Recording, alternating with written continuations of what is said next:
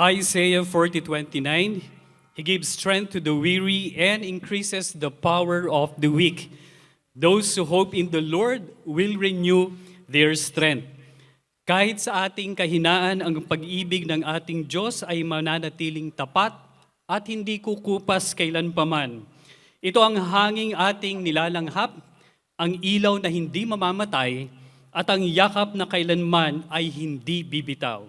Isang magandang umaga po sa inyong lahat and welcome po sa ating Day by Day Jesus Celebration. Sa ating mga regular attendees, ang inyong pong presence ay such a blessing. And to all our first-time attendees, dalangin po namin na masumpungan niyo pa ang mas malalim na pag-ibig sa Panginoon dito po sa kapatiran ng Day by Day. Tayo po'y tumindig para sa ating panalangin. Sa isang personal na paglapit sa Diyos, tayo po ay yumuko at manalangin at ilapit sa Kanya ang ating mga puso.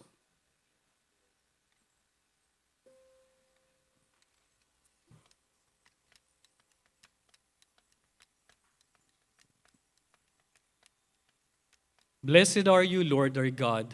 You are our Maker, our life giver. You are the God who protects, the God who brings comfort, and the God who heals, and the God who gives us peace through our Lord Jesus Christ.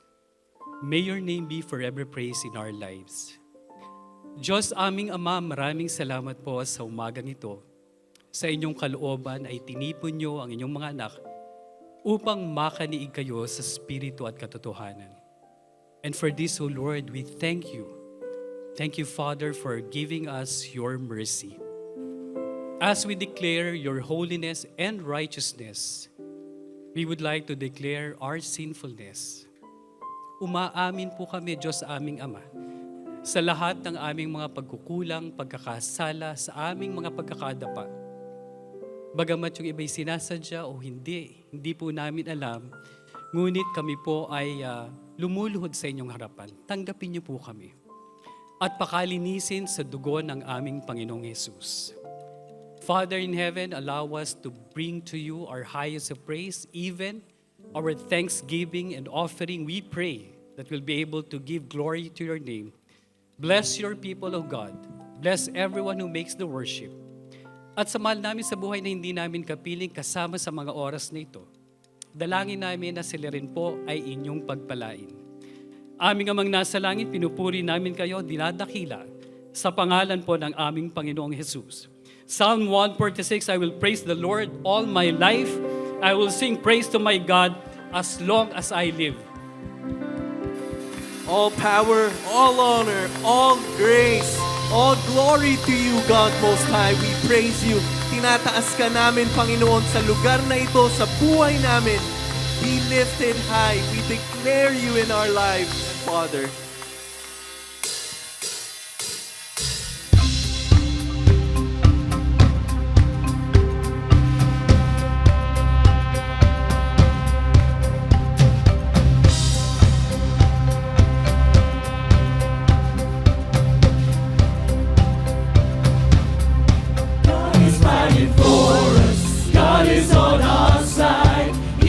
Overcome, yes, He has overcome. We will not be shaken, we will not be moved. Jesus, you are here. Carrying our burdens, covering our shame. He has overcome, yes, He has overcome. We will not be shaken, we will not be moved. Jesus, you are here. I will not die. The resurrection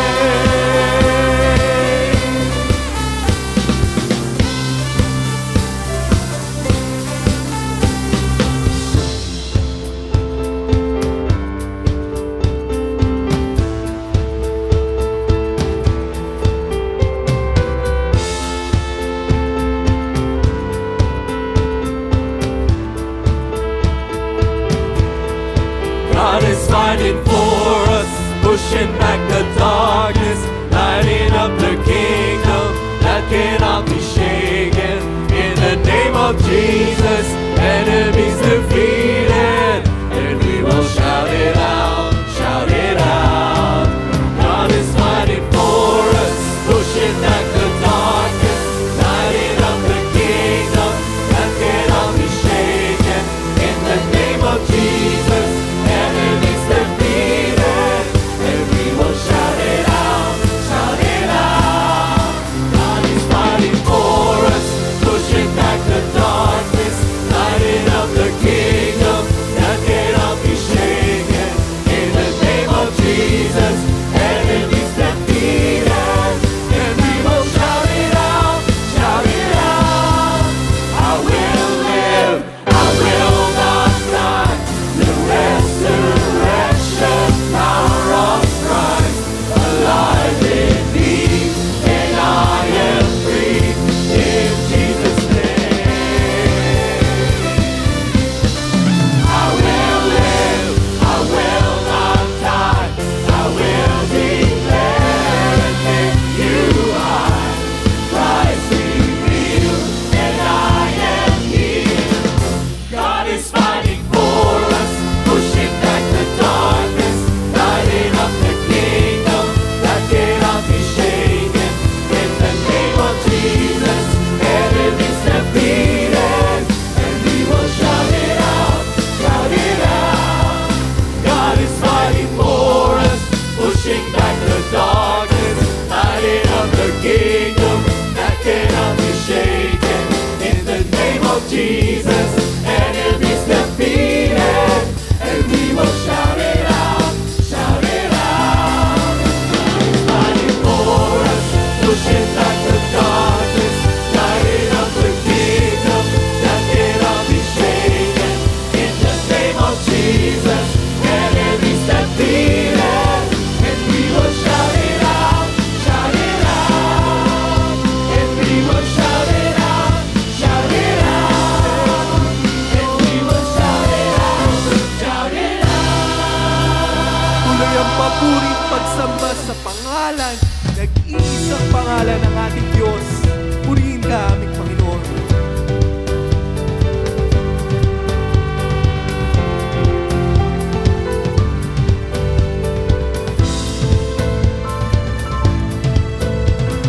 Kaibigan, kalakasan, katarungan, kapangyarihan, hari ng mga hari.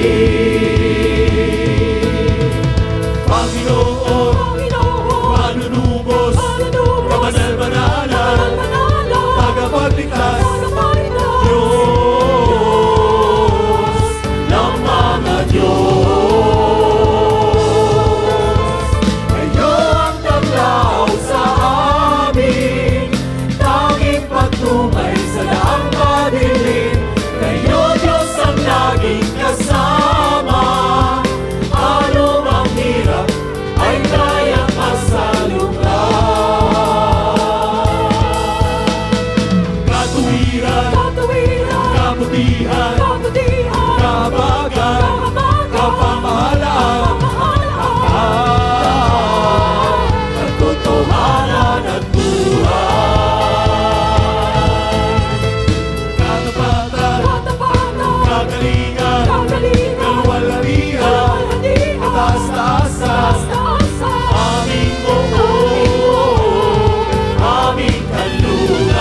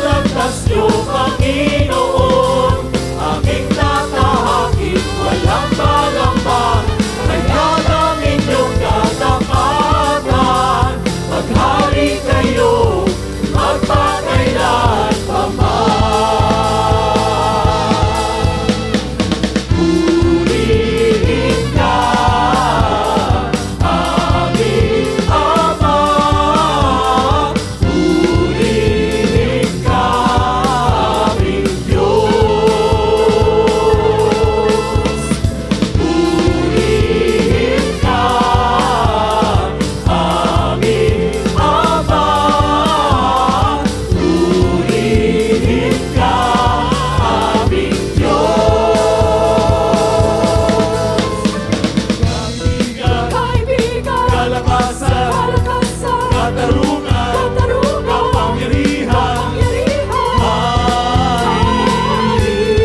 ng mga hari. Panginoon, manunubos, kabanal-banalan, tagapagligtas, Diyos ng mga Diyos. Hindi ninyo papabayaan ang may taglay ng pag-ibig nyo, nabubuhay sa kasaganahan ang sino mang maglilingkod sa iyo. Purihin ka, aming Ama. Purihin ka, aming Diyos. Purihin ka, aming Ama.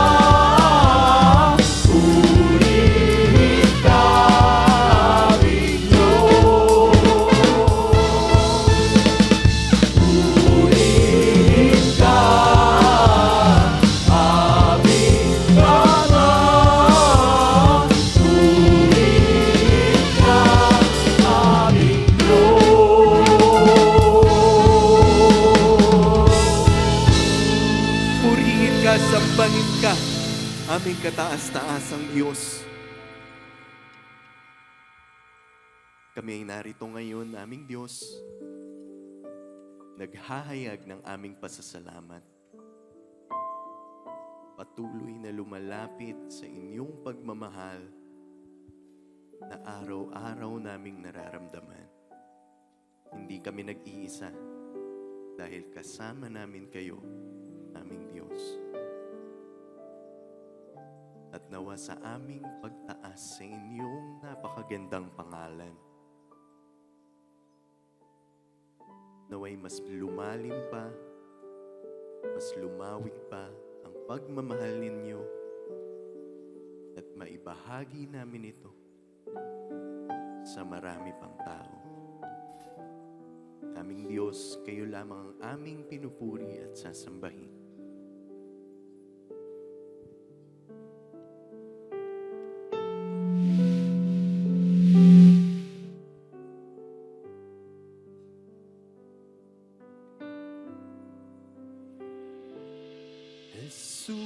Jesus, wala nang gaganda pa sa inyong ngalan, wala nang iinam, tanging pangalan dapat na papurihan. Jesus, wala nang gaganda pa sa inyong ngalan, wala nang iinam, tanging pangalan dapat na papurihan. Jesus, kapayapaan. Jesus,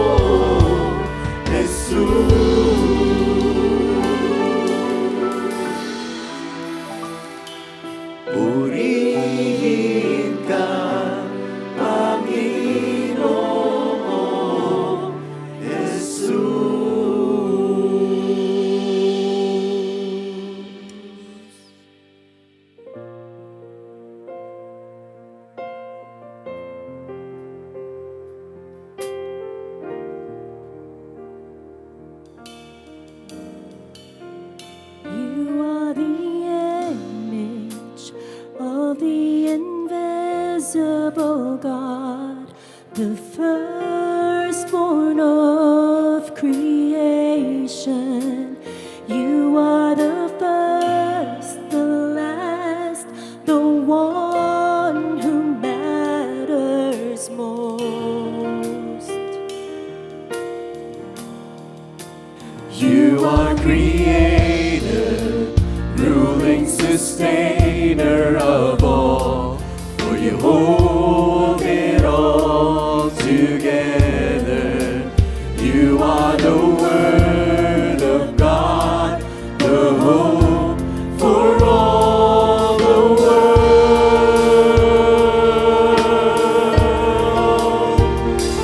Your name is lifted higher, Jesus, your name is lifted higher.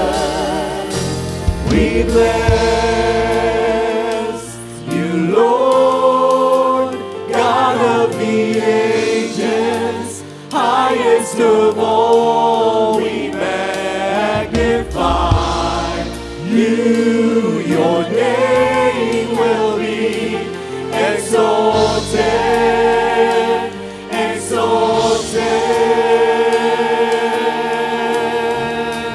You are the image of the invisible God, the firstborn of creation. You are the first, the last, the one who matters most. You are creator, ruling sustainer of all, for you hold it all together. You are the Word of God, the hope for all the world.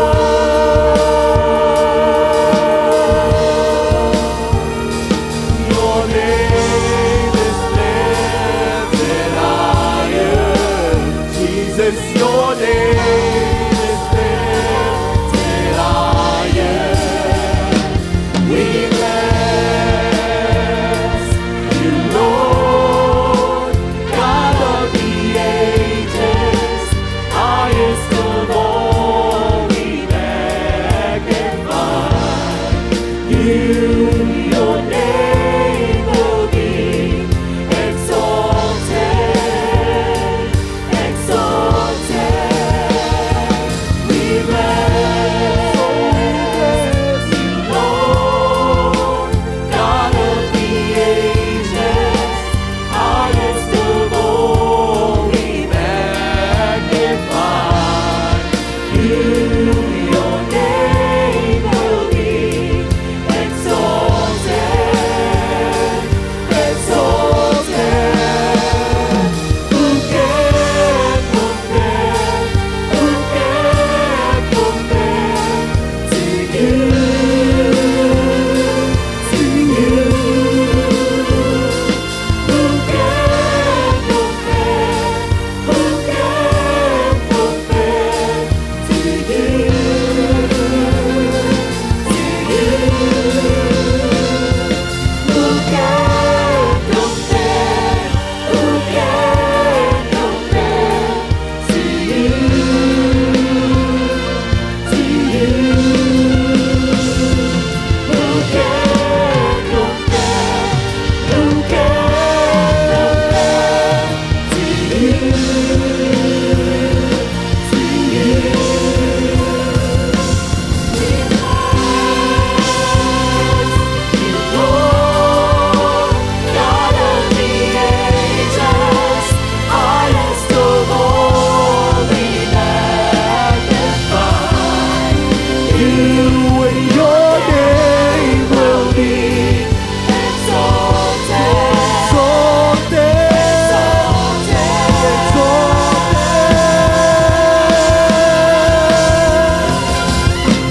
We bless you, Lord, God of the ages, highest of all, we magnify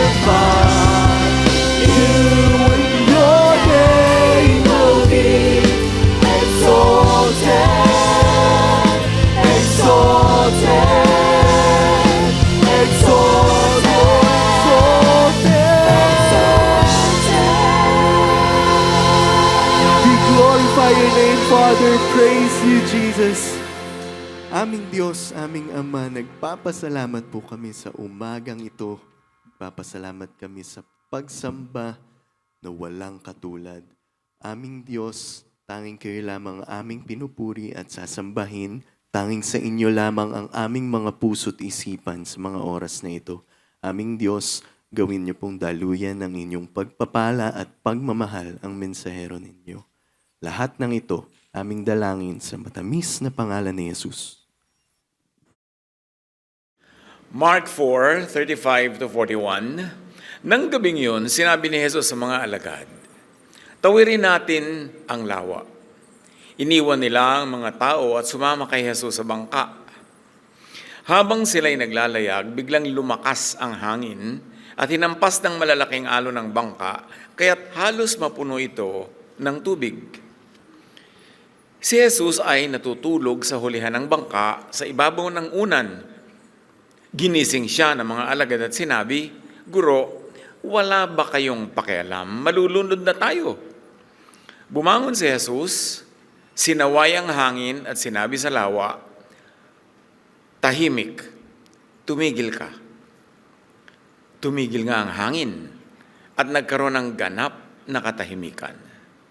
Pagkatapos ay sinabi niya sa kanila, bakit kayo natatakot? Wala pa ba kayong pananampalataya? Ang bagyo, anatomy of fear. Panginoon, kayo po ang siyang mangusap.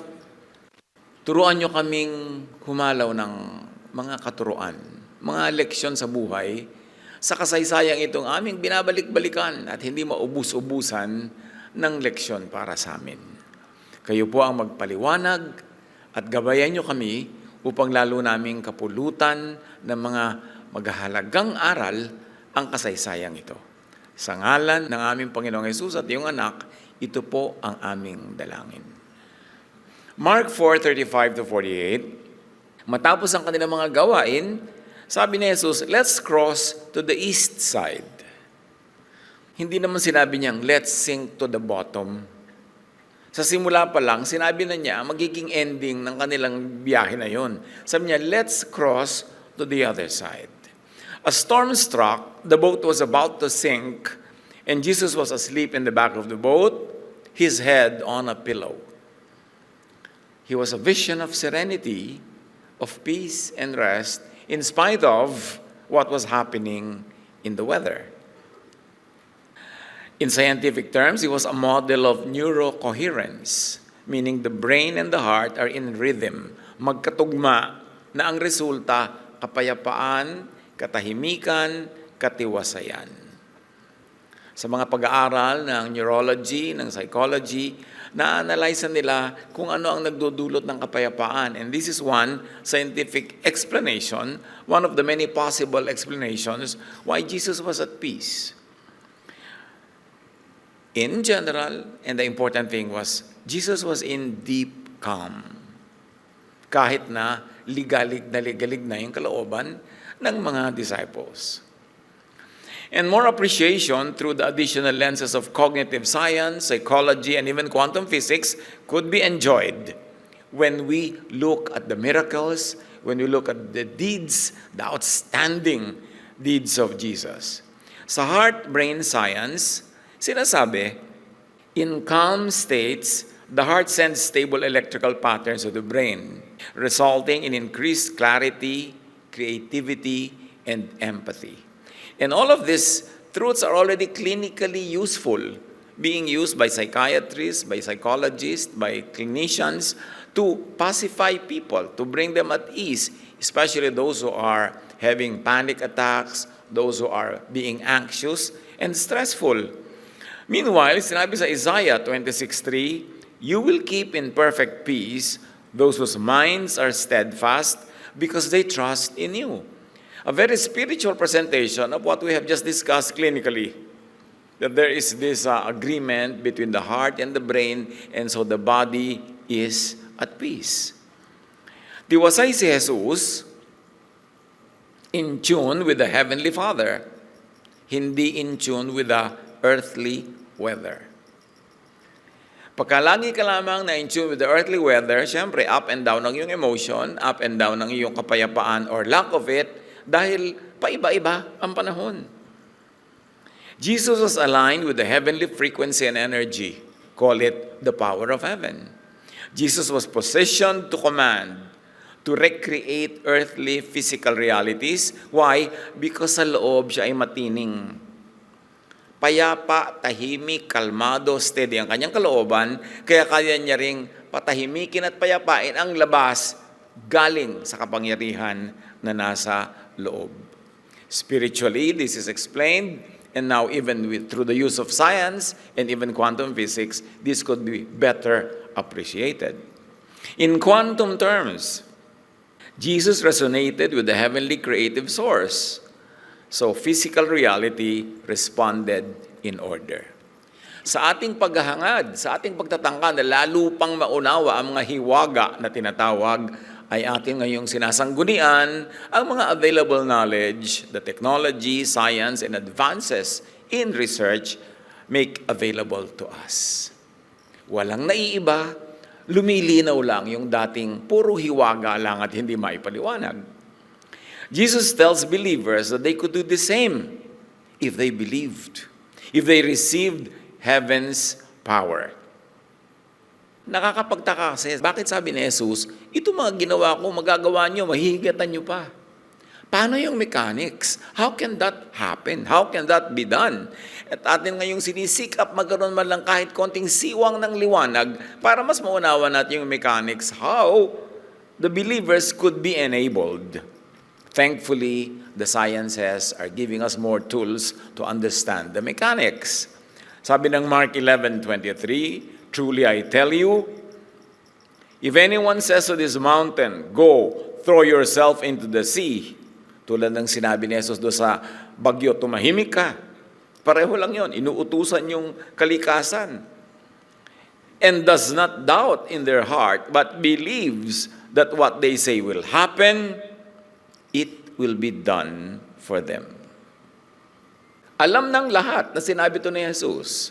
Alam ng lahat na yung tinutukoy ni Jesus na yun ay hindi isang bugtong, kundi isang katotohanan. Pero paano yun ma-operationalize?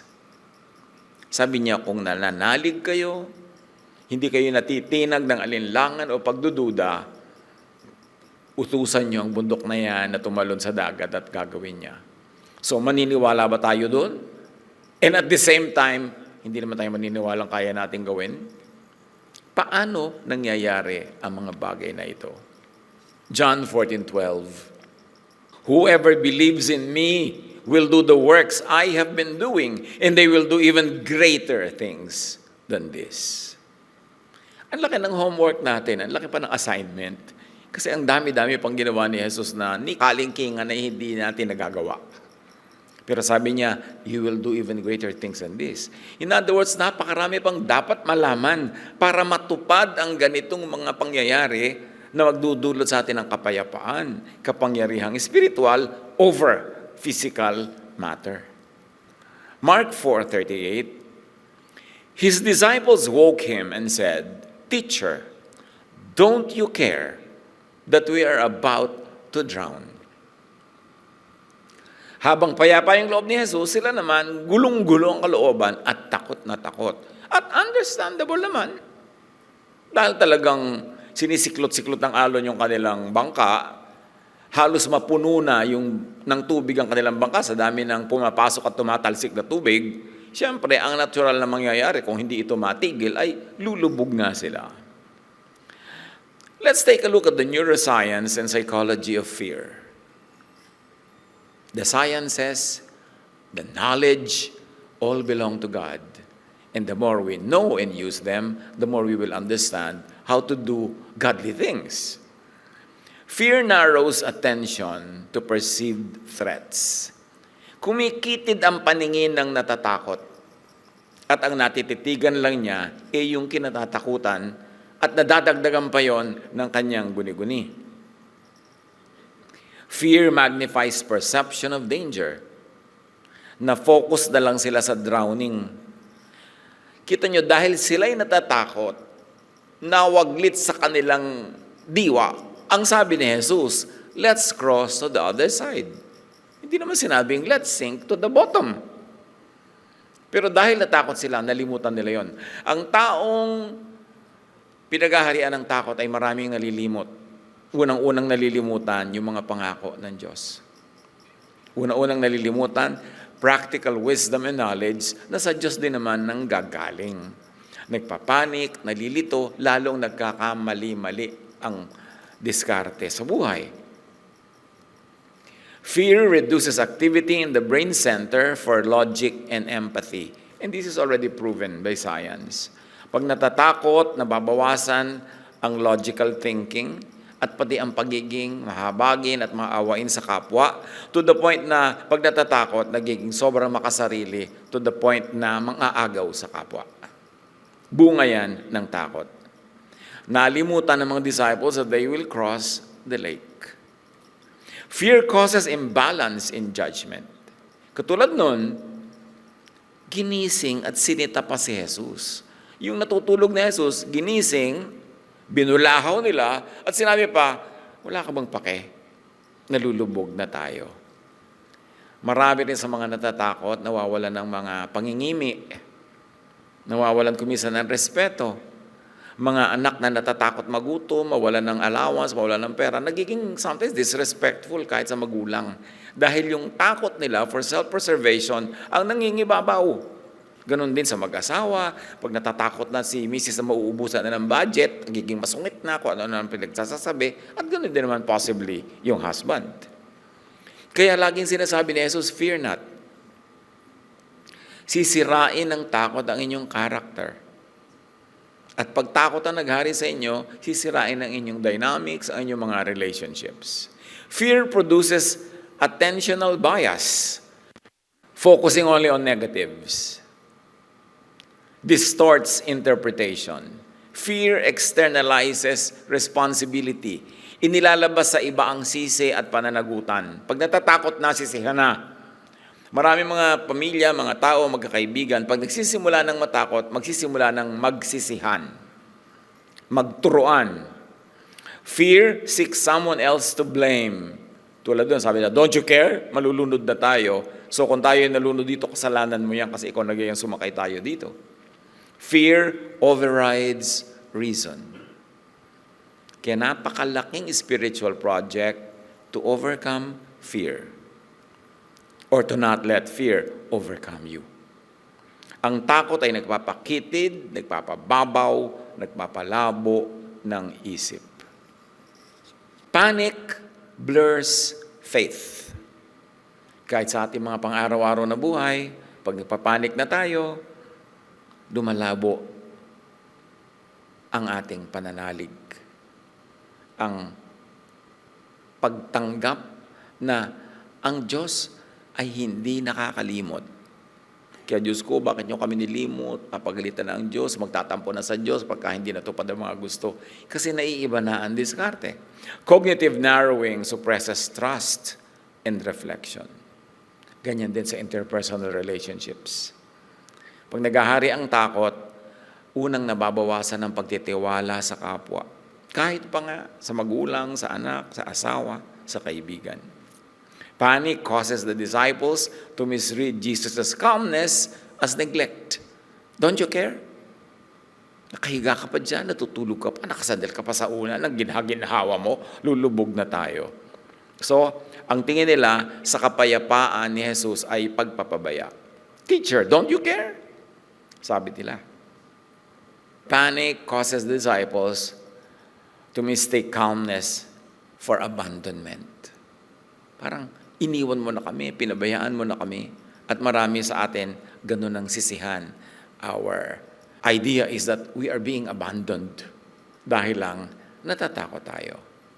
Maganda yan na tandaan mga kapatid para hindi natin payagan na siyang mamayani sa buhay natin pagka tayo ay natatempt matakot, magkaroon ng mga insecurities, mga fears. Kasi lalong papangit ang samahan ng mga tao, lalong hindi masasolve yung mga dapat ay masolve. Mark 4:39, Jesus got up and ordered the wind and the waves to be quiet. The wind stopped.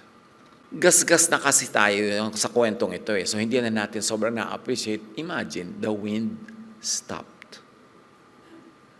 And everything was calm. Now, what are the Jesus' principles for inner peace that could be derived from this episode? Awareness before control. Jesus was very aware of his peace, aware of his place in the universe, aware of his relationship with the Most High. Therefore, he could control nature. He could control outside things because inside he is in control. Mahalaga yung hindi tayo nawawala ng control sa sarili. Yung hindi nawawala yung ating hold of ourselves. Dahil pag magulo ang kalooban, hindi mo pwedeng patahimikin ang nasa labas. Now, there's a quantum principle at work here. Consciousness precedes control. So you see, parallel yung spiritual at saka even quantum and even classical physics or natural sciences. Parallel yan, hindi yan magkakalaban, hindi yan magkakaiba. Parang iba-iba lang layer ng kakanin na sapin-sapin. They are part of the same kakanin. Pero iba-iba lang ng entry point of understanding. A system remains in potential states until observed. Awareness collapses possibilities into one outcome. In the sense of this bagyo, there's a potential, a possibility for this bagyo na pumayapa. Pero hindi yan papayapa hanggang hindi ino-observe, hanggang hindi binabantayan, hanggang hindi inuutusan, hanggang hindi minamanipulate ng consciousness. And that's what Jesus did. First, he acknowledged sa may bagyo, hindi siya in denial. Hindi sabi, wala naman. May bagyo, yes. Kaya sabi niya, tumahimik ka. By paying attention to this storm and commanding it from his very peaceful heart, Jesus was able to calm the weather. Wala tayong pwedeng baguhin kung hindi muna natin siya tatanggapin na nandun, pagkatapos ay o-observe. Sa quantum tawag doon observation. Maybe other terminologies that could be used is binantayan mo, inutusan mo, minanipulate mo, or ipinag-pray mo, ipinag-fast mo. Kaya pwede mo i-quantum ang prayer eh. Bakit may mga prayer na hindi tumatalab? Kasi prayer lang ng bibig. Prayer lang ng utak, pero hindi talaga galing sa loob. Yung nagpe-pray ka, pero hindi ka talaga naniniwala. Diyos ko, pagalingin niyo po nanay ko. Parang hindi naman siya gagaling, pero pagalingin niyo rin po, baka sakali. Hindi mo makakwantum yan. Hindi mo yan ma-observe. Kasi dapat yung kalooban mo at yung nasa labas, dapat agree. At yung isip mo at damdamin mo at puso mo, one line magkaka-agree. Pagka nag-align yan, bubukas yung tinatawag natin na Goldilocks moment na nakabukas lahat ng pintong tapat-tapat. Pagdaan ng prayer mo, pasok. Lalampas. Kaya dapat may agreement. Agree ang iyong isip, sa iyong puso, sa iyong damdamin. One, you are whole. And therefore, you can make broken things whole also. Jesus never denied the storm. You can never solve anything if you're in denial. Yung addict ka na, hindi pa ako addict, ano lang yan. Gusto ko lang. Yung huwag kang mag-in denial, tanggapin mo yan, and then you begin from there. And from a peaceful heart, you can silence and you can quiet a troubled weather. So Jesus acknowledged, in other words, he observed it, then addressed it. O sabi, sige, addict ako, okay, anong gagawin ko? Magbabago ako ng habits, titigilan ko to, titigilan ko yun. Meron kang gagawin. So dapat yung iniisip mo, yung ginagawa mo sa labas, agree. Then you will have the spiritual power. Call it, you will have the quantum energy to do it. The calm center ordered calm surroundings. Jesus' peace pacified the storm. Bakit hindi napatahimik ng mga disciples? Surely, prayerful yung mga yan. Siguro pa, in Jesus' name, tumahimik ka. Pero actually, ang gulo-gulo ng kalooban mo, tapos gagamitin mo yung pangalan ni Jesus, nagpapanik ka. No, you cannot order peace from a troubled heart. Kaya iba, makikita mo yung prayer ng pray, yung Jesus' name, dinadaan sa sigaw, in Jesus' name. Pero wala talaga mangyari. Kasi ang paggamit ng pangalan na yan, dapat naka-align ka sa ibig sabihin ng pangalan na yan, which is peace, calm, love, serenity. Hindi magkatunggali. Alignment with heavenly power before authority over matter. Kaya sabi ni Jesus, if you believe, you can do it. Neuroscience and psychology says, acknowledged emotion comes. I-acknowledge mo, oo, nagpapanik ako. Yung palang i-acknowledge mo yon, magsisimula ka ng kumalma. Huwag ka in denial. Natatakot ako, ninenervyos ako. Sasabihin mo sa asawa mo, alam mo, ninenervyos ako, kumukonti na yung savings natin. You can begin to be calm by saying it and by acknowledging it in a peaceful way. Truth sets free. Even if the truth that at hand is not the truth that you want to be, but you begin from the truth at hand. Kung ano yun, doon ka magsisimula. O, ang anak natin talaga, slow learner. Acknowledge it. Huwag mo sasabihin, hindi pa lang kasi siya adjusted, blah, blah, blah, blah, blah, blah. I-acknowledge mo yan para masimulan mo siyang solvent. Conscious attention changes response pathways. Pag iniisip natin, tinatanggap, malinaw na ina-analyze, pati yung takbo ng utak natin naiiba. Napapa-align siya with what will bring about solution. What will align with the truth and the power of God. Philippians 4:6-7, do not be anxious about anything, and the peace of God will guard your hearts and minds. So again, do not be anxious. Doon ka magsisimula. Huwag mo sabihin, peace muna para mawala yung anxiety ko. No, do not be anxious. Gumawa ka ng paraan para ka makalma, tumahimik ka, at saka pa susunod yung peace. Huwag mong gawing kondisyon yung peace para ka kumalma. Kailangan turuan mo ang sarili mo to align with the peace of God. Kaya wonderful yung mga verses Lalong-lalo pag tatapunan mo siya ng ibang way to understand it, ibang susi, ibang tools to plumb the depths of God's words. When you use the social sciences, the physical sciences, lalo mo ma-appreciate yung mga verses na ito. Mark 4:40, Jesus asked His disciples, why were you afraid? Don't you have any faith? Jesus' principles for inner peace, authority comes from alignment with the Most High. Jesus spoke, tahimik, words that carried power because His heart remained quiet. Hindi ka pwede mag-utos na tumahimik tas ikaw hindi tahimik. Para rin kuminsan mga magulang, tuturuan mo mga anak mo na, ganitong gawin mo pero ikaw iba yung ginagawa mo, hindi yan mag-work. Dapat aligned. Magkakasunod, parallel. If P, then Q. Dahil hindi mo sasalungatin ang sarili mong itinuturo with your actions. Hindi pwedeng do what I say, don't do what I do. It won't work. Dahil merong isang linya ang katotohanan na pag nagbukasan yung mga pinto niya sabay-sabay, kahit anong sibat ang padanin mo, lulusot, kasi bukas lahat sabay-sabay. Yan din ang tinatawag ko minsan na Goldilocks moment. When planets align and things happen, very, very interesting. Now, there's a quantum parallel. Nawa, huwag yung pagsawaan at lalo kayong ma-curious sa pag-aaral ng mga physics. Classical physics, quantum physics, kasi dadagdag talaga ang tools nyo to understand many things. Parang may mga mekaniko ka, marami kang gamit, marami kang makakalikot na makina, kaysa isa lang yung gamit mo dyan. A strong field stabilizes weaker vibrations. Yan ang sinasabi ng quantum science. Pag meron kang strong field, i-stabilize mo yung mga ibang vibration dyan na weaker than your peace.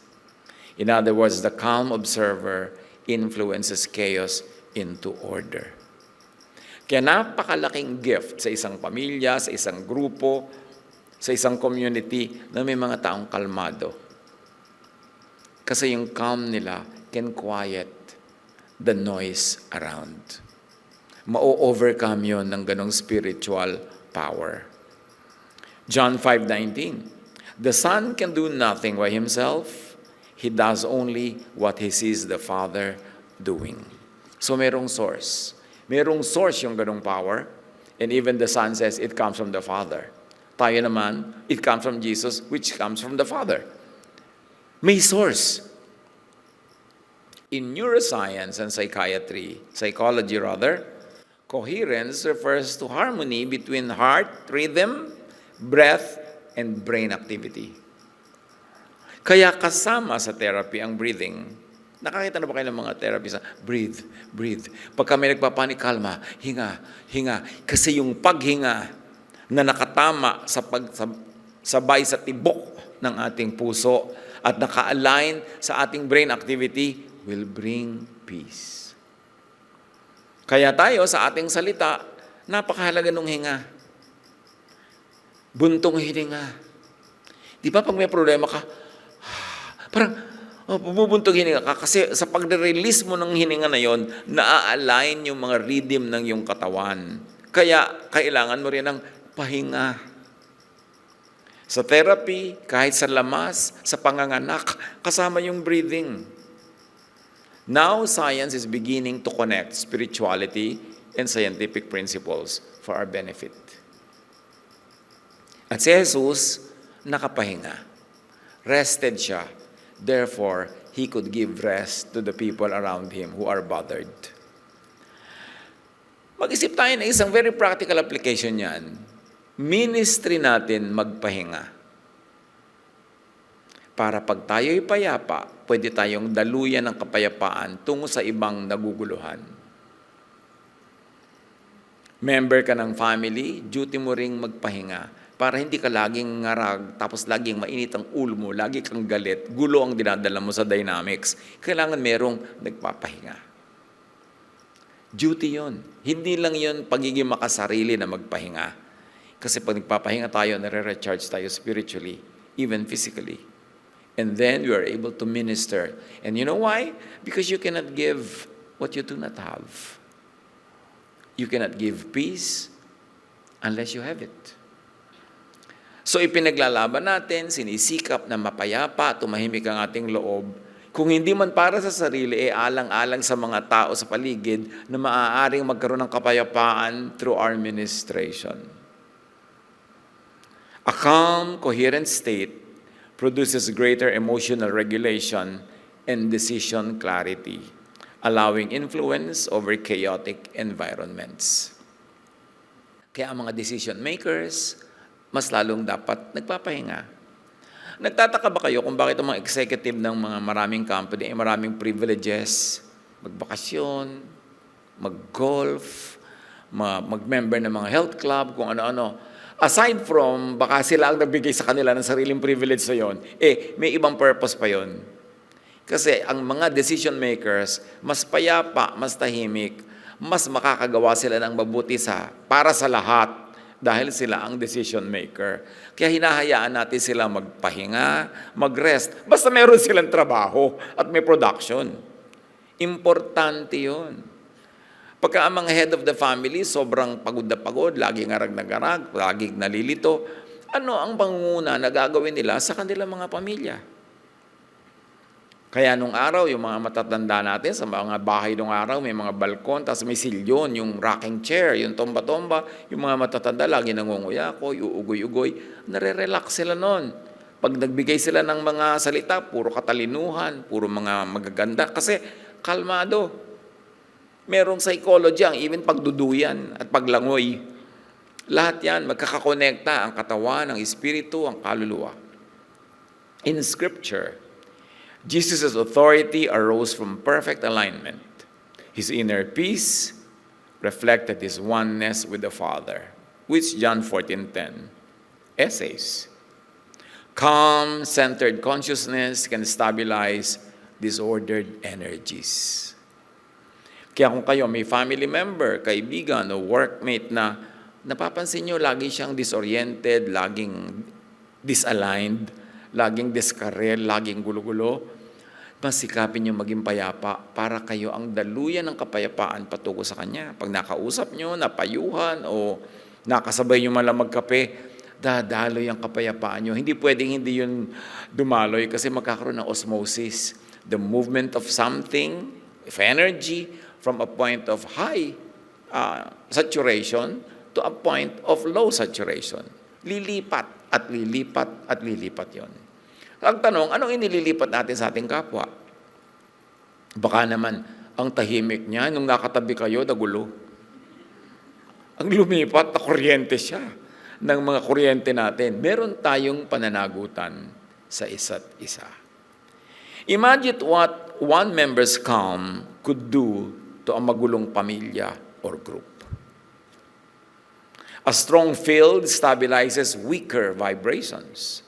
Imagine what one person's inner strength could do to many weak people around.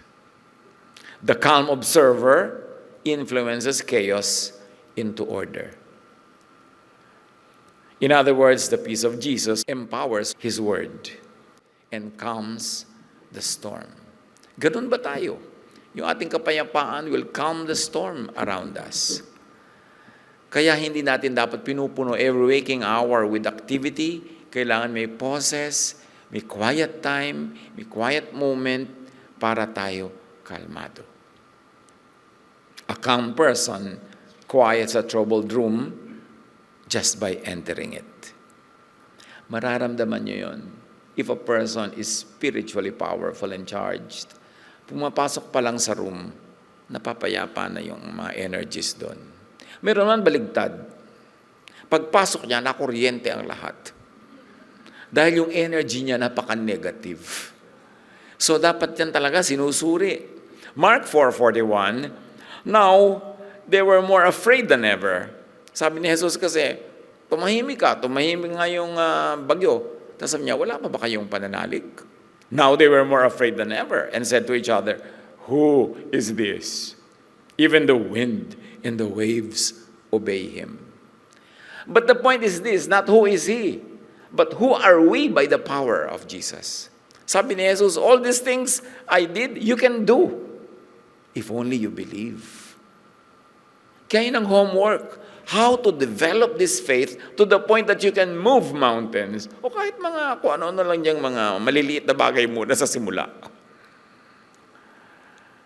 And hindi lang yan physical, metaphorical din yan. Napakaraming parang imposible na magiging posible pag tayo'y pinaghaharian ng kapayapaan ni Jesus.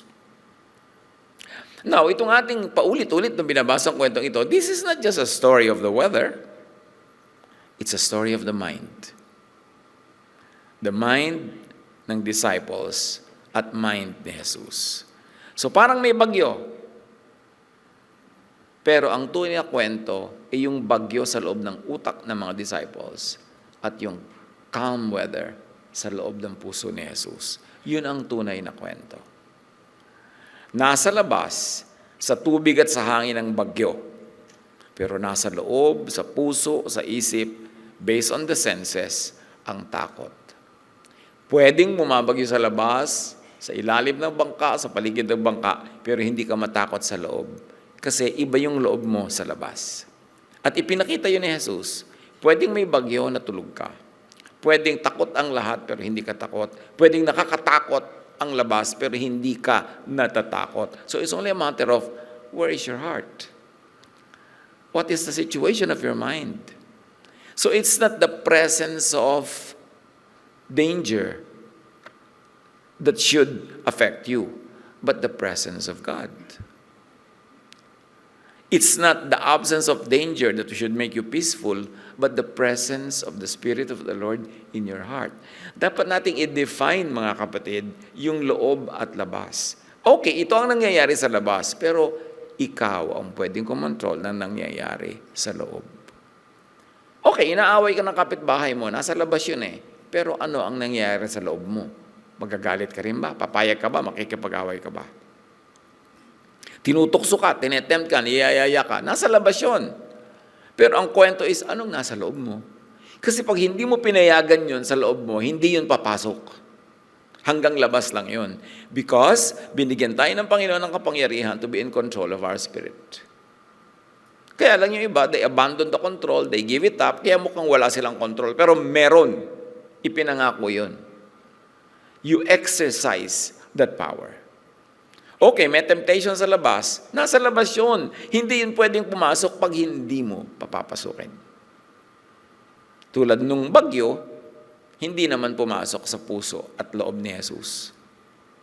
Fear is a reaction, a chosen reaction. Pwedeng pumili ng ibang reactions, pwedeng mag-react differently. Because the same heat that melts the wax hardens the clay. So the same factor that makes people afraid can actually make you more peaceful. It's your choice. Kaya itong spirituality, mga kapatid, is actually mind discipline. Mind project. Kasi hindi lang sabi mo, I have faith, I have faith. Kailangan mag-practice ka. A mental practice becomes an emotional calisthenics. 1 Samuel 17:45-47, isang exhibit ng may danger sa labas. You come to me with a sword and a spear, but I come to you in the name of the Lord. Sabi ni David, I come to you in the name of the Lord. You come to me, may hawak ka dyan mga armas, but I come to you, iba ang hawak ko, pananalig sa kapangyarihan, sa pangalan ng Panginoon. Same danger, different lens. Faith reframed the threat. Framing lang yan eh. Paano mo kinukwadro? Paano mo ginugrupo yung mga ideya at i-interpret mo para sa iyong buhay? Neuroscience says that when you're under stress, the brain's emotional alarm center releases stress hormones like cortisol and adrenaline. These chemicals are useful because they prepare the body for fight or flight. Nakakatulong yan, but they also suppress the rational, calm, and analytical parts of the brain. Pag natakot tayo, naiiba yung ating blood chemistry. Nag-release ang brain ng cortisol, adrenaline. Kaya di ba pag may sunog, na kaya ng nanay mong buhatin yung ref? Kasi na-release yung adrenaline into the blood. Yung inihanda tayo ng isip natin para harapin ang panganib. Pero nung tapos na yung sunog, hindi naman nasunog yung bahay mo, hindi na niya maibalik ang ref. Kasi wala na yung danger at nawala na yung adrenaline sa blood, nag-normalize na, kaya normal na rin yung kanyang energy. So useful yan. Pwedeng makatulong. Natakot ka, ang bilis mong tumakbo. Na outrun mo yung humahabol sa'yo, adrenaline yon. Pero ang pag-release ng adrenaline into the blood, meron din yung negative effect. Nasusupress yung ating kapayapaan, yung ating katahimikan, at yung husay mag-isip at mag-analyze. Kasi nababypass yun eh. Ang nagiging mode mo lang is to survive at what cost and at any cost. Pero kaya merong disadvantage. Peace and reason arise when meaning and purpose replace helplessness. Tulad doon, sabi niya, I come to you in the name of the Lord. May purpose ako, so nagkakaroon ako ng peace. Nadadai ko yung threat mo. Because meron akong higher goal, higher objective, higher reason for being here. Kaya pag tayo nakasubscribe sa high reason, o bakit ka ba nag-aaral? Ba't ka enrolled? Kasi ang high reason ko dito, makatapos, gumraduate, para magkatrabaho ako at matulungan ko ang magulang ko. So, natusurpass nun yung mga temptation na niyayaya ka ng classmate mo umabsent, yung niyayaya ka ng mga tao maglakwatsa. Kasi may higher goal ka eh. That's why, nandito tayo sa school para gumraduate, hindi para maglakwatsa at mag-repeater. So, ang tanong mga kapatid, anong higher goal? Sa biyahe nila Jesus, the higher goal was to cross the lake. That was paramount. Clear yun kay Jesus. So, it will surpass any threat. Kasi alam niya at natatahimik niya yun. Pero sa atin, ano yung higher goal? O, nasa choir. Anong higher goal nyo? To glorify the Lord with music and song. So, malalampasan mo yung kumisan, inis ka doon sa late, inis ka sa wala sa tono, yung gano'n. Kasi may higher goal ka, hindi ka nagpapaabala sa mga kung ano mga harang niya sa daan kasi meron kang pupuntahan na dapat mong marating. And in this case, we're going to cross the lake. Ano ba ang mga goal na ibinigay sa atin ng Panginoon? That we will be filled with peace, with joy, with fruitfulness. So, don't be disgraced, don't be disturbed by the disturbances around na nakakasira ng focus natin sa dapat nating gawin. Anong goal lagi? What is the higher goal? What is the reason that? What is the reason for being here? So, be conscious of the bigger picture and story. Ano man yun? Para hindi ka mataig ng takot o nervyos o mga negative things. Daniel 3:16-18. The three men replied, "The God we worship can save us from you and your flaming furnace." Itong tatlong ito, mananampalataya, tinakot sila ay ilalagay sa pugon at susunugin. Sabi niya, yung pinaglilingkuran namin Diyos hindi kami ipapabayaan. Madadaig namin yung apoy na yan. At totoo, they survived the fire. We are full. We have a lot of examples of overcoming natural law. Kasi nag-quantum, hindi lang nag-classical physics. Courage born of conviction, neutralized fear. Belief anchored calm lowers cortisol. Nakaka-relax pag may pananalig, pag may pinangahawakan, at naniniwala ng lubos. Again, homework yan. Develop faith. Kasi hindi naman yan, bigla-bigla na lang lalaki. May practice yan. And you've got to develop your technique. Paano palalalimin, palalawakin ang pananalig through practice. 2 Chronicles 20:12, we do not know what to do, but our eyes are on you. Sabi nila, hindi namin dalawang gagawin, pero sa iyo kami nakatitig, O Diyos, at sa iyo kami kukuha ng cue what to do. Focus replaces panic. What the mind fixes on magnifies. Attention determines emotional state. Sabi na naman ng neuroscience. Kung ano ang tinititigan mo, yun ang lalaki sa iyong pananaw. At kung ano yung pinapansin, yun ang magbibigay sa iyo ng anumang emosyon. So, alin ang pinapansin mo? Yung bang nakakatakot, nakakagulo, o yung nakakapagpapayapa? Choice yan eh. Saan? Kanino titingin? Katulad ni Mary. Nananahimik siya, betrothed. Sasabihin ba naman ng angel, huy, surprise, magbubuntis ka. Paano kayo papaliwanag yan? Alam ka naman sabihin ko kay Joseph, Holy Spirit. Diba? Ano sasabihin ni Joseph? Holy Spirit ang lelang mo. Diba? Luke 1:34-38, Mary asked the angel, how can this happen? I am not even married. Paano ko magbubuntis?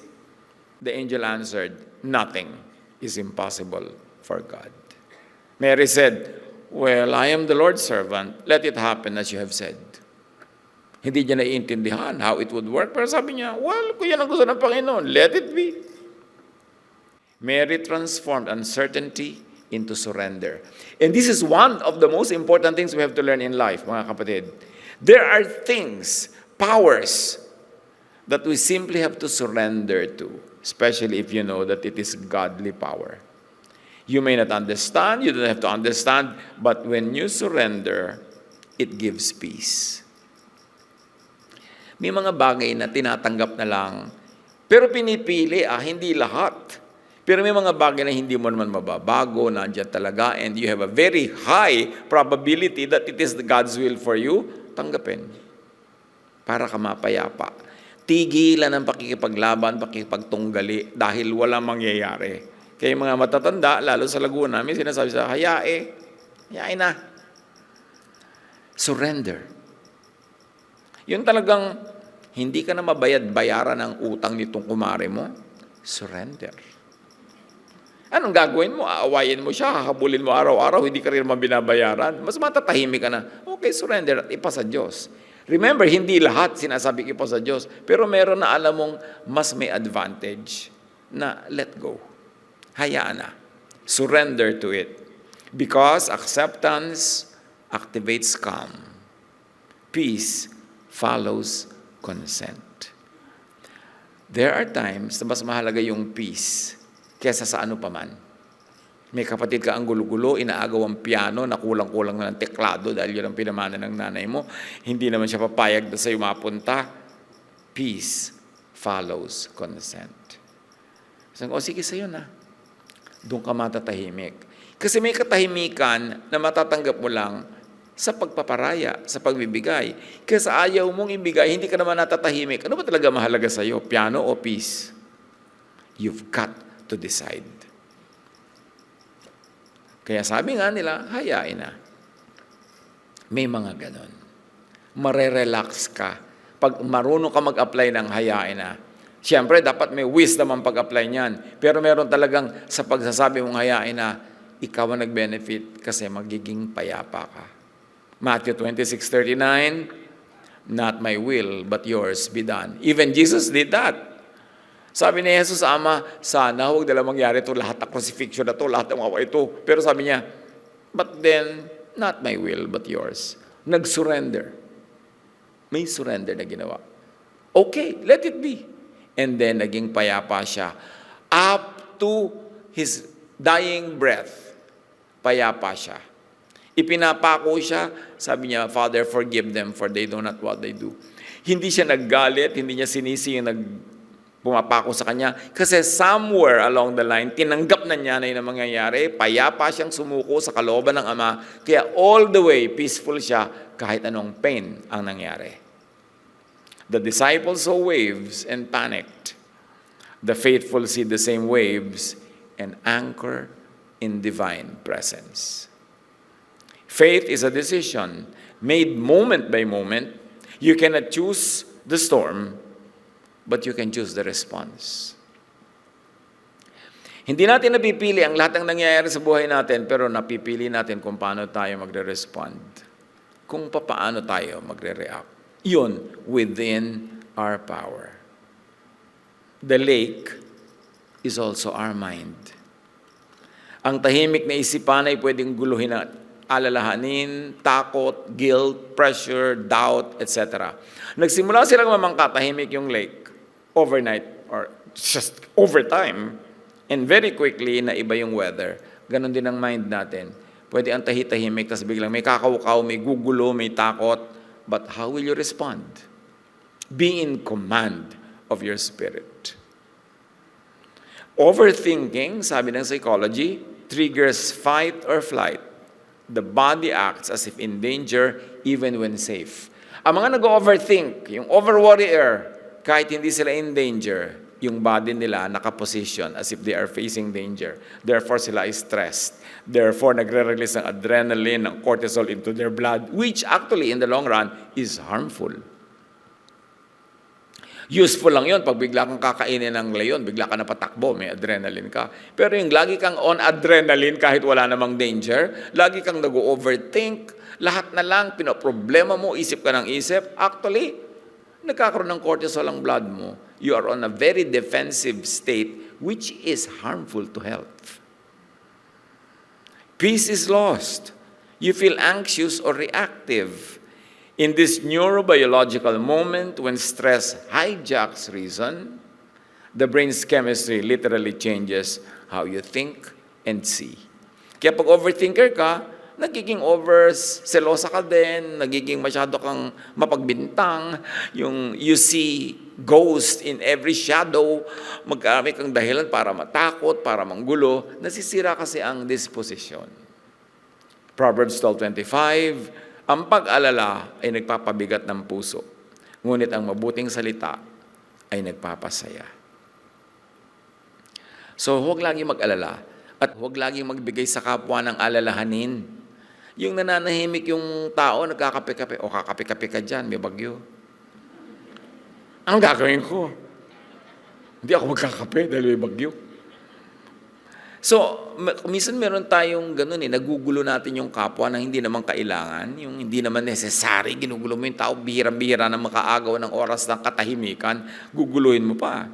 Now, what is the Jesus remedy for this? Anong reseta niya? John 14:27, peace I leave with you, my peace I give to you, do not let your hearts be troubled. So it's a choice. Okay, ito nangyayari. Will I let this trouble me deep within? Or I will just solve the outward events, but deep within I will remain calm. Yan ang sabi ni Jesus, I give you my peace, but it's for you to take it. Are you taking it or rejecting it? Faith realigns perception. Sabi ni Jesus, why are you so afraid? This is not condemnation, but recalibration. Sabi niya, ba't kayo natatakot? Hindi naman niya pinagalitan, hindi niya sinisi. Sabi niya, bakit kayo natatakot?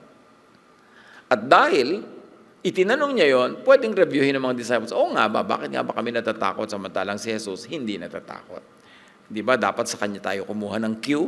Kung natakot na siya, di ba takot na rin tayo, pero tahimik na tahimik siya. So bakit hindi tayo doon kumuha ng kapayapaan? 2 Timothy 1:7, for God has not given us a spirit of fear, but of power, love, and sound mind. Yun ang ibinigay. Yun ang tanggapin. Yun ang sauluhin. Access and use that power. Faith is not denial, it's tuning the receiver back to divine frequency. Para tayong radyo, kung saan ka pumihit, yung istasyon, pupunta yun, o kung digital yan, kung saan mo pinapunta, yun ang makukuha niyang messages, yung broadcast na yun. So bakit hindi tayo pumunta sa frequency ng Diyos? Sa peace, sa love, sa quietude. Stillness is not inactivity. It is spiritual synchronization.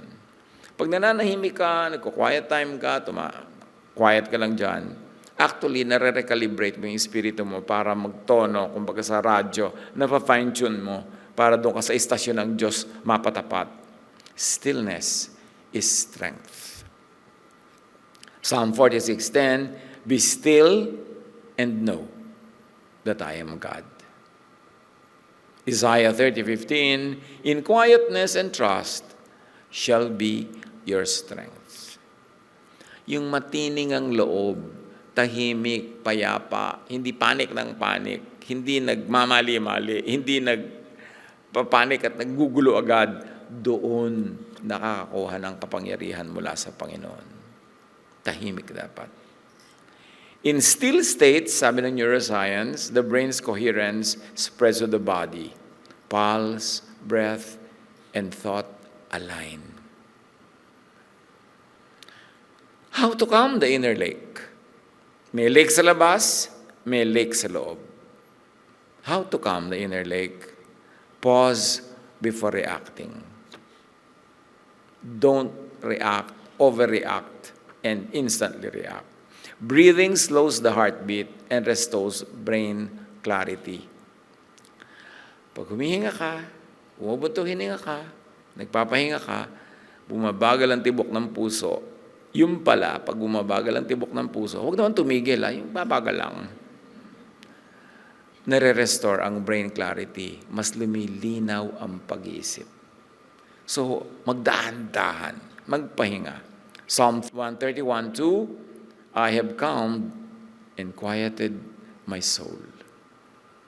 Kumusta kayo mga kapatid? Have you calmed your soul? Meron bang gumugulo sa inyo?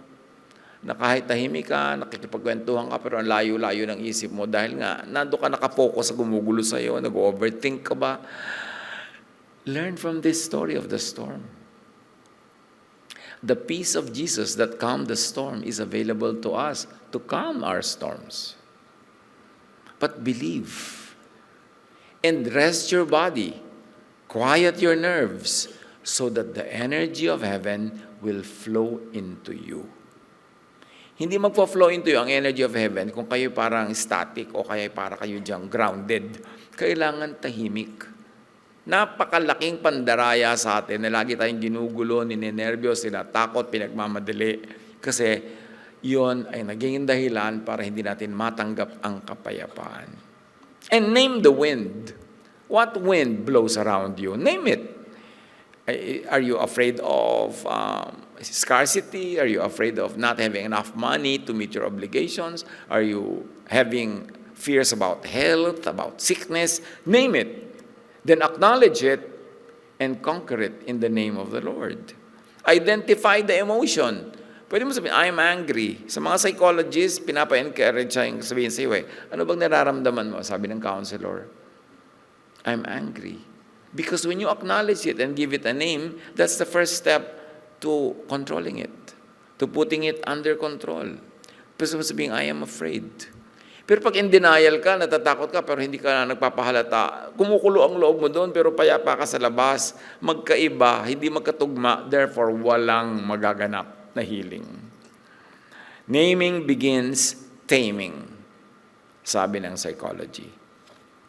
Labeling emotion decreases panic. Kaya mahalaga na ang counselor, kahit church counselor, religious counselor, lalo na religious counselor, marunong ng psychology, ng science. Kasi kung minsan, iba ang ginagawa ng counselor Yung umiiyak ka, huwag kang iiyak. Christian ka. Namatay po nanay ko, Christian ka, have faith. Ang ituturo sa'yo nitong si Kristiyana, denial. Kaya ikaw naman, naggaganong-ganong ko dahil Christian ka, tapos bigla ka nalang maninig sa parang bato. Kasi in denial ka. Kasi maraming ganon. Akala nila pagka Christian ka, hindi ka nalulungkot, hindi ka umiiyak, hindi ka nagugutom, hindi ka natatakot. But the first way to healing is to give it a name. Kaya nun si Jesus, nung kaharap niya yung demoniac, sabi niya, what is your name? You've got to give it a name. Don't be in denial. So, pwede mo sabihin sa asawa mo, alam mo, nagsiselos ako. Nakakalong lang si kumare, nagsiselos ka na. Yung para yun lang. Give it a name. Nagsiselos ako, nagagalit ako. It's the beginning of solving it. Hindi ka kikibo, dadabog-dabog ka, pinipilas-pilas mo lahat yung mga papel dyan. Anong ginagawa mo? Wala. Pero in denial ka, walang masasolve. Kailangan, give it a name.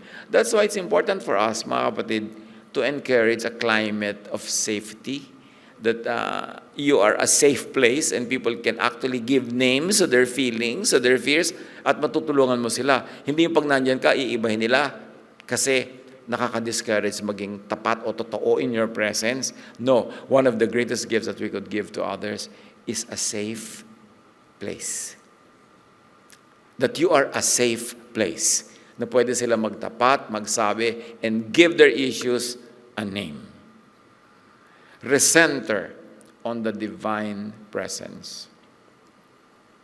Matthew 28:20, I am with you always. What does it mean? We've got to operationalize what it means because the verse has always been there, but does it give us the effect that it should be giving us? Presence dissolves panic. The presence of the Lord. Bisan tao lang pag dumating yung tao, parang nasolve mo na yung problema. Kasi ganun talaga yung gift of presence. That's why we should be able to give that gift of presence to people. That when we walk into the room, calm reigns. Assurance happens. And people relax. Let Jesus speak peace into your narrative. Ang narrative ng mga tao, storm Sabi ni Jesus, be quiet, storm. Allow the tone of His voice to become your heartbeat. When Jesus speaks, be still inside you. Your body, mind, and soul begin to obey. In fact, according to studies, ang ating mga body parts, even our cells, obey our thoughts. Proven yan. Yung thought, anong sinasabi mo sa katawan mo?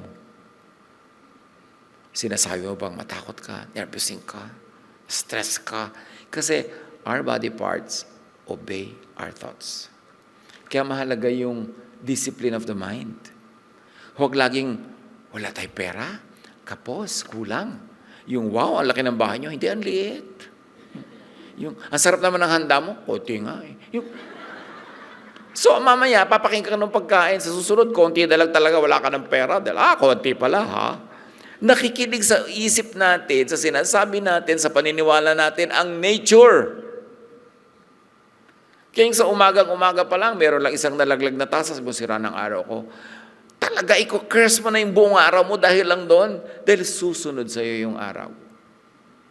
Papakinggan ka. Why?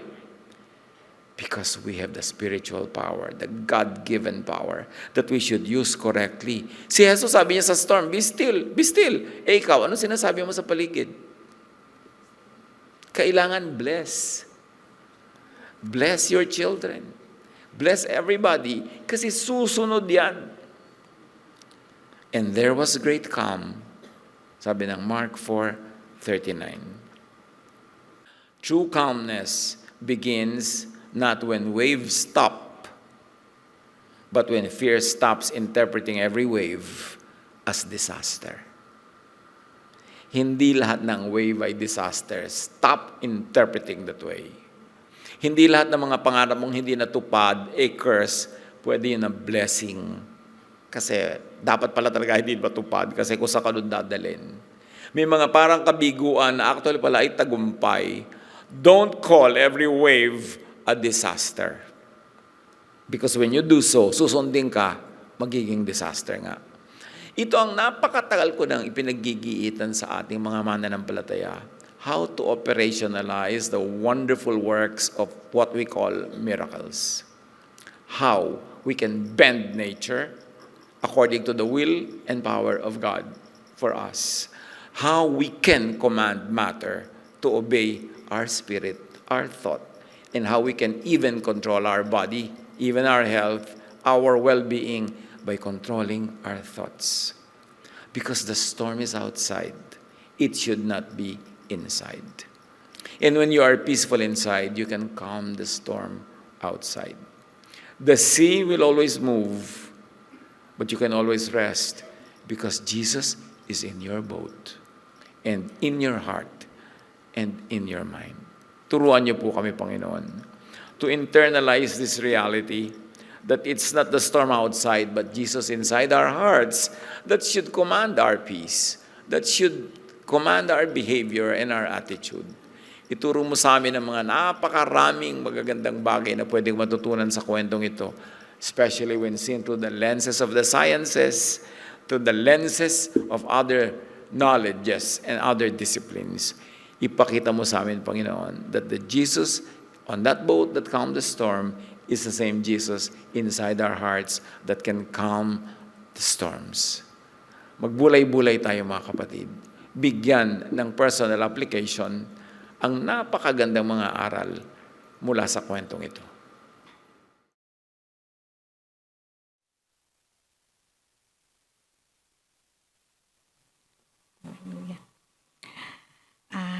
Marami pong salamat, Panginoon, sa napakagandang mensaheng amin nagpaalala sa amin. Tunay nga po, Jesus, na sa gitna ng unos, ikaw ay naroon, tapat at makapangyarihan. Tulad ng pagtahimik mo sa alon, Lord, patahimikin mo rin ang aming puso habang kami, Lord, ay nagbibigay at naghahandog, Panginoon, ng aming mga biyayang galing sa iyo. Tanggapin mo ang aming handog bilang tanda ng aming pagtitiwala na ikaw ang aming tagapagloob at tagapagligtas. Sa iyo ang lahat ng papuri at kawalhatian sa tanging pangalan ni Jesus. Amen.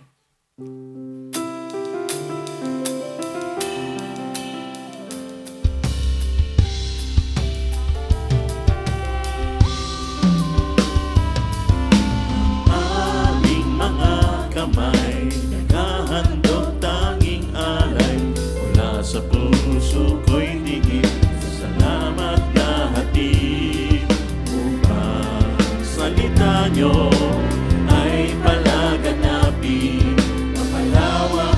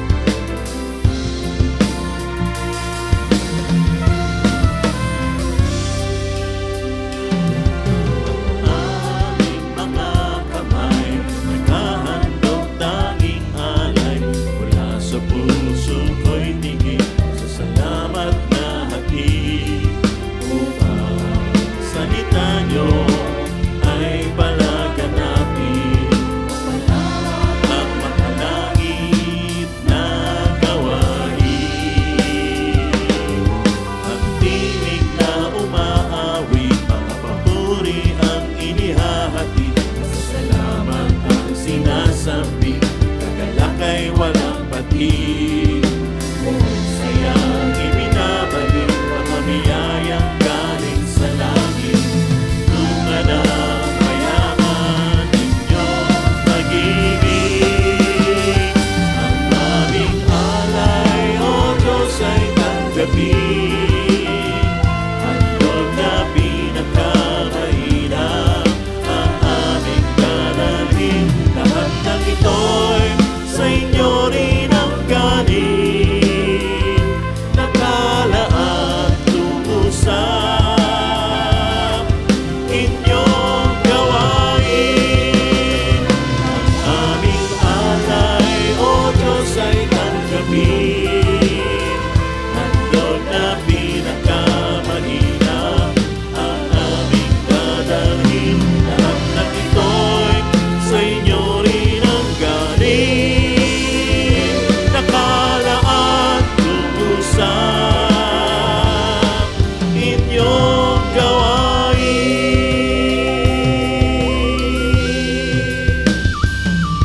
Luwalhati sa Diyos na may likha sa aming handog. Malugod kayo nawa. Amen.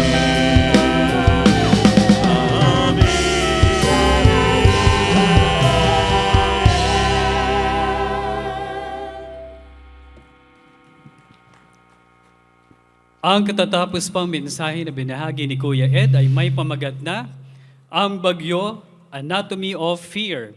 Kaninang first worship service, dinala po sa atin ni Pastor Ed ang mensaheng Ang Bato. At mamaya naman sa 11 a.m. na worship service, ibabahagi niya ang may mensaheng may pamagat na The Magi and the Most High. Ngayon naman po ay hihilingan natin ang ating mga kapatiran na first-time attendees, guest at mga balikbayan na tumayo upang kayo po ay aming makilala. Nagagalak po kami na kayo ay aming makasama sa umagang ito. Pagkatapos po ng ating pagtitipungan ay magkikita-kita po tayo sa lobby. Sasamahan po kayo ng ating mga usherettes sa Day by Day Mabuhay Lounge. Tayo po ay magsasama-sama dito sa Grand Bulwagan ng Panginoon one Sunday every month. Sa iba pong mga linggo at maging sa ibang mga araw, tayo po ay inaanyayahang dumalo sa ating mga mini-bulwagan worship gatherings. Maaari po tayong kumuha ng kopya ng mga detalye at schedules ng mga mini-bulwagan sa ating paglabas. Join a day-by-day sambahay. This is a weekly gathering of small group in home for Jesus study and fellowship. Inaanyayahan din ng lahat sa ating online day-by-day peer groups at kaliwanagan classes. Experience the joy of being connected with your fellow believers. Para sa mga schedule, bisitahin ating sambahay at education ministry table sa lobby. Join our face-to-face Jesusness classes. Once a month dito po sa Space at 1 Ayala. 7 a.m., 9 a.m., 11 a.m., 2 p.m. at 4 p.m. ang mga oras ng klase. Mag-register lang po sa ating day-by-day education ministry table sa ating paglabas. Para naman sa ating mga kabataan 12 years old and below, mayroon po tayong online children's Bible class tuwing Sabado. Mayroon din po tayong face-to-face children's Bible class once a month po dito sa Space at 1 Ayala. Ito ay ginaganap ng alas 9 at alas 11 ng umaga sa Function Room C, 2 and 3. Para sa mga detalye, bisitahin ang Children's Bible Class table sa lobby. Magkita-kita po tayong muli sa ating Jesus Celebration on December 21, 2025 dito sa Bulwagan ng Panginoon, Space at 1 Ayala. Ang ating Jesus Celebration ay gaganapin sa alas 8 ng umaga at alas 10:30 kasama si Kuya Ed Lapis. Inuulit po natin 8 a.m. and 3:30 a.m. ating pong worship services. 5 p.m. naman po kasama si Pastor Gami Alba. Para sa ating mga day-by-day news, panoorin po natin ito.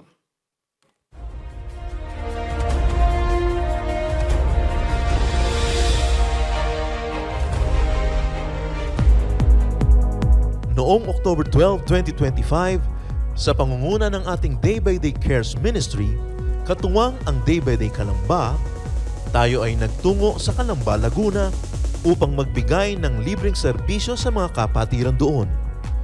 Ito ay ginanap sa Banlik Elementary School. Naghatid tayo ng libreng medical consultation, ECG and X-ray, dental services, eye consultations, mga libreng eyeglasses at mga gamot. Kasama din ang ating Children Bible Class Ministry upang gumabay sa mga batang naroon. Pinamahagian din natin sila ng mga tsinelas, kumot, bags at school supplies. Nagluto din tayo ng masarap at mainit na chicken adobo para sa lahat. At noong October 21 naman, sa pakikipagtulungan ng Day by Day General Tino, dumayo ang ating Day by Day Cares Relief Ministry sa Pagtalunan High School, Sitio Sibug, General Tino, Nueva Ecija. Ibinahagi natin sa mga mag-aaral doon ang kabutihan ng ating Panginoon sa pamamagitan ng mga libreng t-shirts, lunchbox, mainit na chicken adobo meals at magandang balita mula sa Biblia. Patuloy pa din ang pamamahagi natin ng mga rice at lomi meals sa iba't ibang lugar sa Metro Manila para sa mga street dwellers at mga kababayan nating nangangailangan.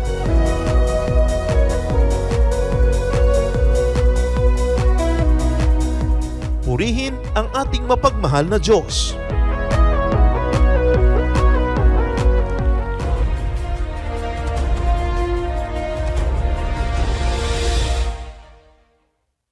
Tayo pong lahat ay tumayo para sa ating pangwakas na manalangin. Ama naming Diyos, tunay nga po na nadama namin ang iyong pagpapala ay iyong kaliwanagan na patuloy naming dadalhin sa aming pong paglisan sa lugar nito.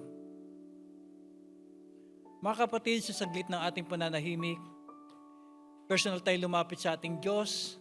Ialay natin ng walang kampapuri, pasasalamat at ating mga personal na panalangin.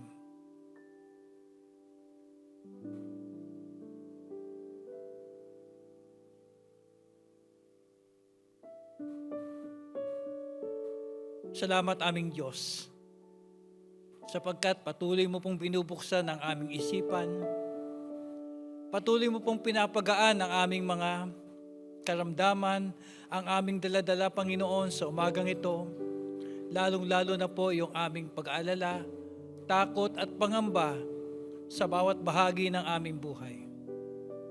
Salamat at lagi mo kaming binibigyan ng magagandang aral na patuloy na nagpapatibay ng aming pananampalataya.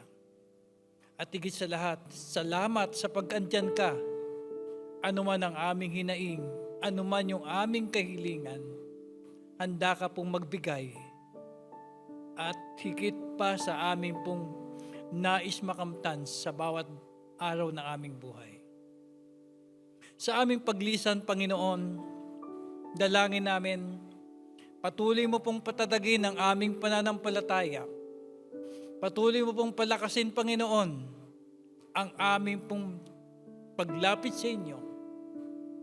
At higit sa lahat, sa bawat panalangin namin, andyan ka upang dalhin ito sa aming Diyos amang makapangyarihan. At higit sa lahat, Panginoon, igawad mo po ang bendisyon sa bawat isa. Hawiin mo po ang ulap sa aming daraanan. Magliwanag po ang lahat ng aming hakbangin at patuloy kaming tumungo sa aming katagumpayan. At mga kapatid, tanggapin ninyong lahat ang walang hanggang pag-ibig ng ating Diyos namang nasa langit. Ang patuloy na gabay at kaligtasang ipinagkakaloob ng ating Panginoong Kristo. At ang kaaliwan, kapayapaan, gabay ng banal na Espiritu. Patuloy tayong hahayo. Patuloy nating ipagdiwang ang kabutihan ng Diyos at ipamuhay natin ang walagang pag-ibig na siyang ibinigay at ginawad sa atin. Muli aming Diyos, sa inyo po namin binabalik ang papuri, pagsamba at pagluwalhati at ang lahat ito'y dalangin namin sa pangalan ng aming Panginoong Jesus.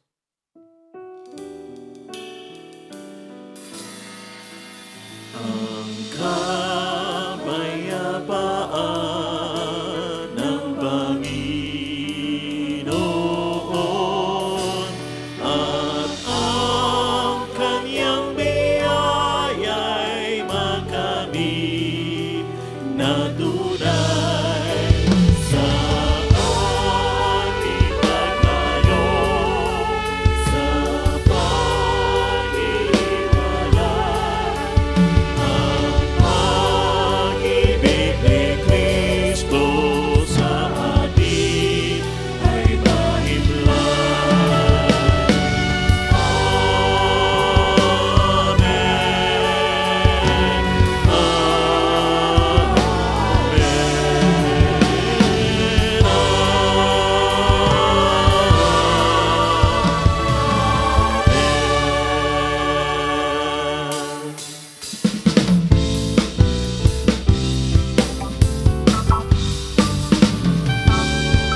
Day by day.